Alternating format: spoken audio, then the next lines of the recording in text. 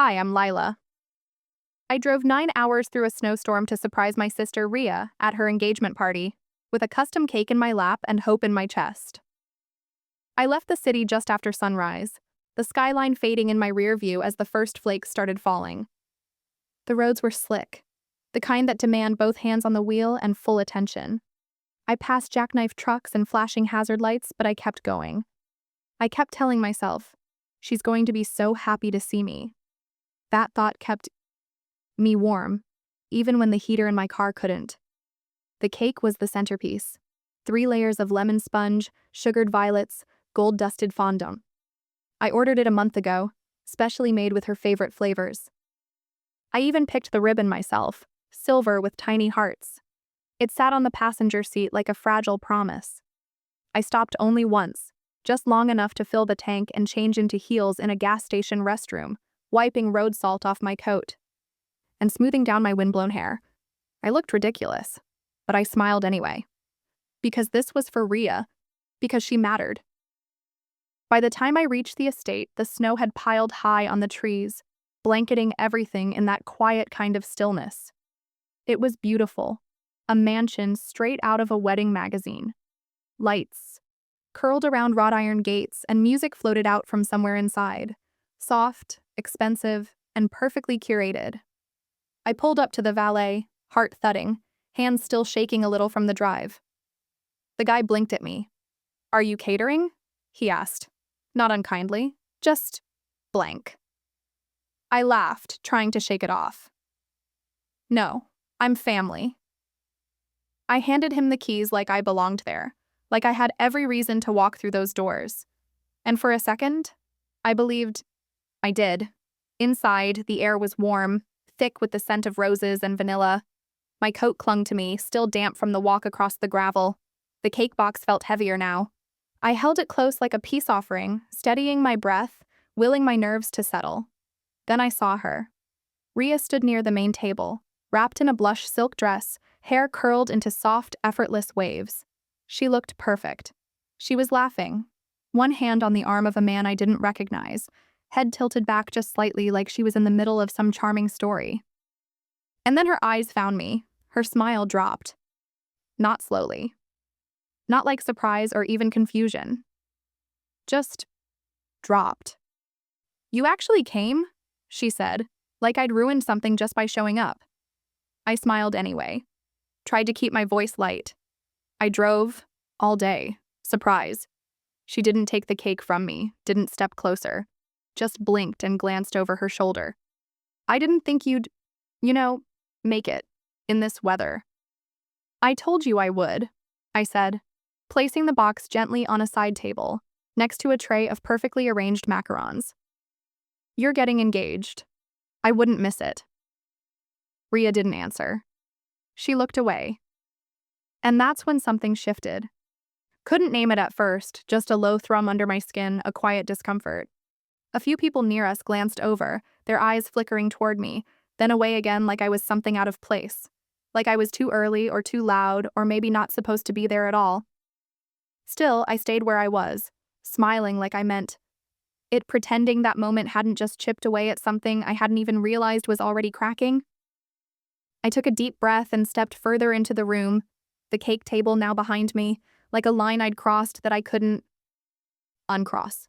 The music was soft, classical, the kind that feels like it's been playing forever.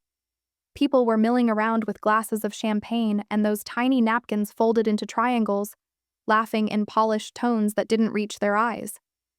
"No." One said hello, a few looked in my direction, their smiles fading the second they realized I wasn't a caterer or a +1. Just me, Lila, the older sister, the one who had driven all day through a storm, now standing awkwardly in the doorway like a misplaced centerpiece. I spotted Ria again, further into the crowd, surrounded by a circle of bridesmaids in coordinated, pastel dresses and matching soft curls. One of them leaned in, just loud enough to hear. "She's not on the list, right?" I turned away like I hadn't heard it, like it hadn't landed in the pit of my stomach with a dull thud. I found my mom near the fireplace, her wine glass already half empty, a cluster of pearls tight around her neck. She gave me a brief air kiss, didn't even make eye contact before whispering, Just don't make this about you, okay? Tonight is for Rhea. I blinked, then forced a laugh. Of course. She looked down at my coat, still damp around the thigh. Hem, and frowned like I'd brought the weather in with me. I kept walking. Slow steps. Careful. Like maybe if I moved gently enough, no one would see the confusion starting to show on my face. Tables lined the main room, each one covered in soft silk runners. Tiny gold place cards lined up like soldiers. I scanned the names, starting with the corner nearest the door, then circling back again. I checked every table. My name wasn't there. Not a variation. Not a mistake. Not even a misspelling. By the dessert table, I paused, pretending to admire the spread, while my eyes drifted to the next table over.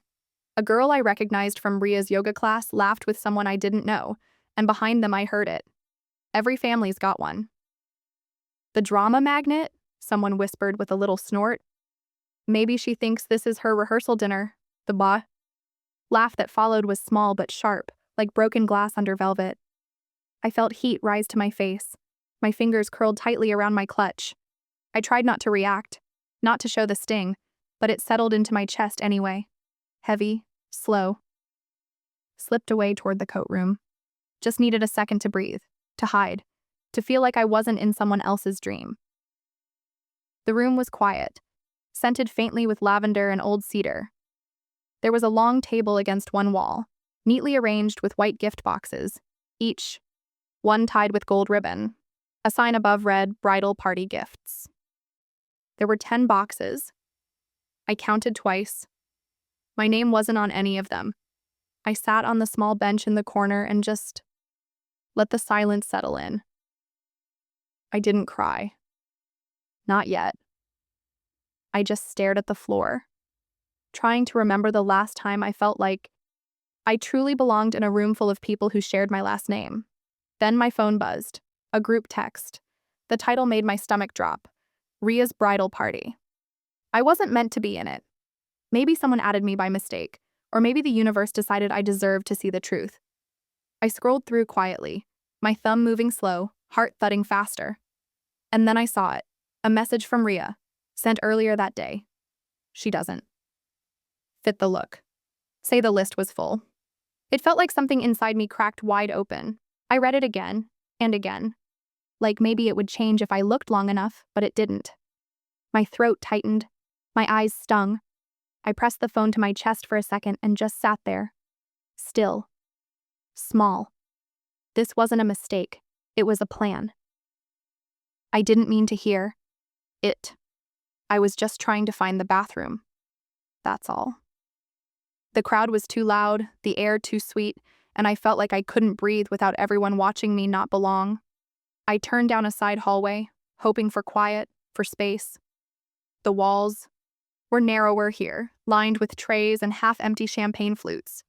My heels clicked against the tile in a way that felt too loud, too exposed. That's when I heard it. Laughter. Familiar laughter. I stopped mid-step. Just around the corner, behind a service wall, voices bounced against the cold tile. I didn't mean to listen. I froze before I could turn back. She really drove 9 hours? That was Blythe. I recognized the rasp in her voice, always edged in cruelty dressed up like charm. Then Rhea, casual and cutting. 9 hours, in a blizzard. For what? A pity cupcake? Their laughter echoed, light and sharp. If she'd crashed on the way, Blythe added, honestly, the silence would have been peaceful. I didn't breathe, didn't move. Their voices kept going, small things, giggles, little stabs that didn't even sound angry. Just amused. Like I was a joke they'd been waiting to tell. I backed away slowly, careful not to make a sound, like I was sneaking out of a place I never should have entered. I turned down another hallway, one that smelled like rosemary and cleaning bleach, and stumbled into the restroom. I locked myself in the last stall and sat down hard on the cold seat, still clutching my coat like it could protect me. And I broke. Not loud. Not messy. Just came undone. Tears slid down my cheeks silently, steady as a faucet that had been leaking for years and no one ever bothered to fix. I pressed the sleeve of my coat to my mouth and stayed curled in on myself. Like if I made myself small enough, maybe I could disappear. Maybe that would finally make them comfortable. And as I sat there, back pressed against the tile wall, the memories came rushing in. My birthday 3 years ago. No calls, just a group text from my mom that said, "Hope today's nice." The job promotion I worked my ass off for, no one showed to the celebration dinner. But Ria got a full paragraph in the family newsletter when she got featured in a yoga studio's flyer. College move-in day. My roommate's mom brought fairy lights and snacks while mine dropped me at the curb and said, "Make us proud." Every milestone blurred by the quiet ache of being tolerated, not cherished. Present, but never pictured. Spoken to, but never really heard. I don't know how long I stayed in that stall. Could have been minutes. Could have been longer. The noise outside kept moving, muffled, like life was continuing without me, as it always had. Eventually, I wiped my face with the inside of my coat, stood up slowly, and looked at myself in the mirror. My eyes were red, cheeks blotchy, lips trembling, but I looked like someone who'd been honest. Someone who had felt everything and didn't pretend she hadn't. When I walked back out, I passed through the kitchen, and there it was, the cake. Still sitting exactly where I left it. Silver box, ribbon perfectly tied, untouched like it had. Never mattered to anyone but me. I stared at it for a long moment. That cake had made it further than I had, through snow and sleet and doubt. It had survived the trip, even if I hadn't. I didn't say a word. Didn't make a scene. I just walked to the side exit, pulled my coat tighter around me, and stepped back into the cold. The wind bit at my skin, but it still hurt less than what I'd just heard. I didn't go back inside. I didn't say goodbye. Just left. I didn't go home that night. I kept driving until the lights of the estate disappeared behind me, the trees swallowing the last bits of warmth I'd carried in. Eventually, I pulled off the highway and found a cheap motel with a flickering vacancy sign. I paid in cash, didn't give my name. The clerk didn't ask. The room was small, plain. A floral bedspread, a humming heater, and a TV that played some late-night comedy on low volume. I sat on the edge of the bed, still in my dress and damp coat, watching the patterns on the wallpaper blur together. The cake box wasn't with me. I'd left it behind, untouched. Like me. My phone buzzed. I didn't rush to check it.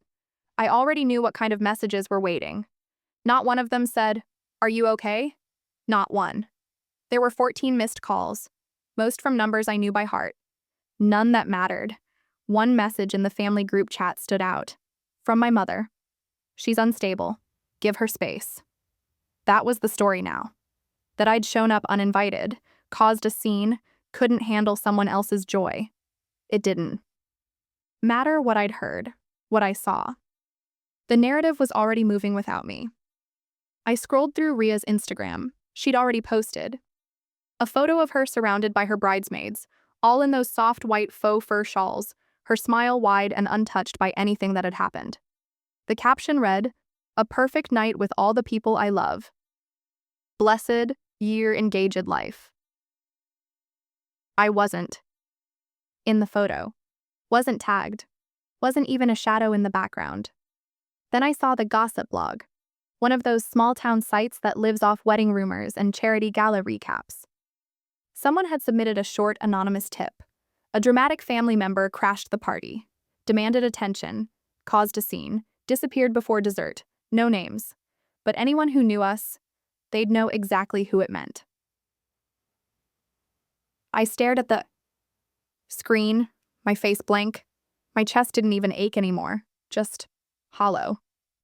Like the grief had burned through everything soft and left nothing behind. So I did the only thing I could think to do. I posted my own truth. 3 photos. The first, my frost-covered windshield after 9 hours of driving through blinding snow. Second, the cake, still sealed in its silver box, sitting on a counter in a kitchen that didn't belong to me. The third, a selfie I took in the parking lot right after I left. Wet hair, red cheeks, holding that cake like it meant something. My caption was simple. Sometimes you show up for people who wouldn't shovel your name off the sidewalk. But that's how you learn. Some things you do out of love. Some things teach you who deserves it. Then I turned off the comments. I didn't want opinions. I didn't want validation. I wasn't trying to clap back or go viral. I just wanted the truth to exist, outside of their version of it. And for the first time in a long time, that felt like enough. The morning after I posted, I woke up to silence. No chaos, no calls, just the stillness of a motel room with the blinds drawn and the heater ticking, the kind of quiet that doesn't come with peace. Just pause. I opened my laptop and found the catering invoice for the cake, attached it to a blank email. Subject line, receipt, Ria's engagement. No greeting, no explanation, just the truth. I sent it to my mother, to Aunt Delea, to Ria. A few minutes later, my mom replied, "This isn't helping, Lila, of course not." Helping would have been staying quiet while they finished painting their perfect version of the story. But I wasn't there to help anymore. Later that week, I heard that Ria's fiancé postponed the dinner with his parents, said something had come up. Just like that, the cracks started to show, little fractures in the image she'd worked so hard to polish. Aunt Ray texted me an invitation to brunch, neutral ground. I almost didn't go, but something in me said it was time. Not for them, for me. It was the kind of gathering where everything looked nice but felt tight. Tables set with crystal juice glasses, tiny jars of jam in a tray that probably cost more than my winter coat. People wore cream sweaters and polite smiles, but the air had a buzz to it. Like everyone knew something had happened, but no one wanted to say it first. I sat near the window, far enough that no one had to look me in the eye if they didn't want to. Most didn't. Ria was at the head of the room, champagne in hand, back straight like she was rehearsed. When everyone had settled, she tapped her glass gently, drawing the room's attention. "I just want to say," she began, her voice syrupy sweet, "this week has reminded me how beautiful it is when family chooses love over ego." A few polite claps followed. Someone gave an awkward cheer. She smiled wide and took a sip. That's when I stood. Calm, not rushed, just certain. "Mind if I say something too?" Ria blinked. Aunt Ray's fork stopped midair. The entire room paused like a scene in a movie. I didn't raise my voice. I didn't shake. "I drove 9 hours in a snowstorm for that party," I said, voice steady. "With a cake I ordered a month in advance. It sat untouched in the kitchen, while people laughed about me dying on the road." Gasps. One of the bridesmaids choked slightly on her mimosa. I glanced at my mom. Her face had gone pale. Ria opened her mouth, ready to spin it, but I raised a hand, not to silence her, but to keep the floor just long enough to finish. "I heard you, Ria. You and Blythe, through the kitchen door, laughing about how peaceful it would have been if I hadn't shown up at all? That's not what she started, panic creeping into her tone. So I pulled out my phone, unlocked it, hit play. Their voices filled the room, Ria's voice, unmistakable. 9 hours. For what? A pity cupcake? Then Blythe's laugh. If she crashed, imagine the silence. I paused it there. "That's the context," I said, quietly. "That's the version no one heard until now." Her fiancé, sitting 2 seats down, looked like someone had just hit him. His face was still, unreadable. My mother reached for her wine. No one moved to defend Ria. Because no one could. Ria's mouth opened again, trembling. "You don't get to twist this." I took a step back, slipping the phone into my coat pocket. "You twisted it the second you decided humiliation was easier than honesty." She scoffed, reaching for anger. "You're making this ugly." "No," I said, louder this time. "I'm just done letting you rewrite the truth." For a second, no one said anything. Then, Aunt Ray, still seated, leaned close and whispered just loud enough for me to hear. "You didn't just speak, honey. You burned the whole script." And in that moment, I realized I hadn't come to be included. I came to be heard. The next morning, my phone buzzed before I'd even finished my coffee. It was him, Ria's fiancé. "I'm sorry, he wrote. You didn't deserve that. I should have said something that night. I regret staying quiet. Read it twice. Not because I needed to soak it in, but because I wasn't used to words that sounded like accountability. He didn't ask for forgiveness, he just told the truth. And somehow, that meant more. An hour later, another message came through. Blith. No grand apology. No excuses. Just, I'm not proud of who I was that night. That one hit differently.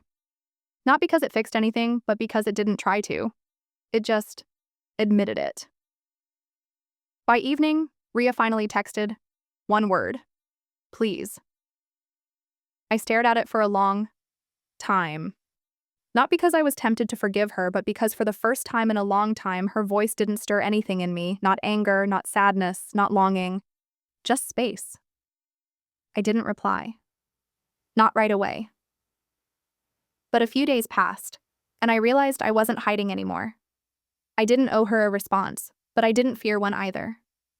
So I called. When she picked up, her voice was so small I barely recognized. You just left, she whispered, like I had been the one to vanish without warning. You disappeared, Lila? After everything. I leaned back into the same spot on my couch I sat in that first night home from the storm. That's how I felt since I was 9, I said. No venom. Just truth. And I think that's what startled her most. She didn't fight. She didn't spin. She just went quiet for a moment. Then, I messed up. I was cruel. I didn't speak. I let her keep going. I didn't want you to come because I knew people would compare us again, and I hated the way that made me feel. Her voice cracked a little. I started therapy this week. I closed my eyes, not out of pity, but maybe, a small drop of relief. Not for her, but for me. That I wasn't the only one trying to face the truth. Good, I said. That's the most human thing I've heard you say in years.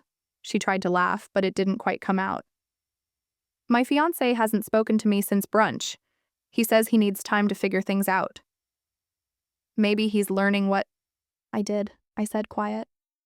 That silence can be louder than screaming. Ria started crying, the kind that sounded real this time, not the kind you perform when someone's watching. But I didn't comfort her. I didn't rush in to soothe or patch the edges. I just stayed on the line, still, present, unmoved. I don't hate you, I said eventually. But I can't go back to how things were. I'm done playing the background in a story I was part of. She didn't argue. She didn't beg. She just breathed through the phone like she finally understood that love isn't owed when it's been burned that many times. After a few more quiet moments, we both hung up. No drama, no final word, just I'm done. And this time, the silence that followed didn't hurt. It felt like closure. A few days after the call, I opened the draft I'd saved and finally finished it. I added one line at the top. This is for anyone who's ever been erased from their own story. Then I hit post. No hashtags, no dramatic captions. Just the truth. Sitting there quietly in the world, exactly the way it had lived in me for years. Unspoken, but real. The messages started coming. In slowly. Old classmates I hadn't talked to in years. A former coworker who'd once watched me get talked over in every meeting. Even a cousin who used to ignore me at holidays. Some apologized, some just said, thank you. I didn't respond to most of them. I didn't need to. This wasn't about proving anything anymore. It wasn't about changing their minds. It was about finally hearing my own voice and realizing it was enough. That weekend, I walked to the bakery near my apartment. The same one I'd gone to a month ago when I ordered the cake no one ever cut. This time, I picked something simple. White frosting, gold dust, no names, no messages, no purpose but peace. At home, I lit a single candle, not for celebration, but for closure. I didn't make a wish. I didn't cry. I just sat at the kitchen table, cut the first slice, and ate it quietly by the window. No applause, no audience. Just me. Sometimes we think healing has to be loud to be real, that the only way to be seen is to break something open. But what I've learned is that sometimes the softest things are the ones that last. A slice of cake. A single reply. The decision to stay silent. Not because you've been silenced, but because you've said what needed to be said. Sometimes, storms don't destroy, they clear the air. Have you ever been made to feel like too much just for existing? Have you ever had to walk away from people who should have known how to hold space for you? If you have, I'd love to hear your story in the comments. And if you believe in stories that heal, stories that fight back and speak softly but carry, wait, like, subscribe, and stay with us. Your voice belongs here, so does mine.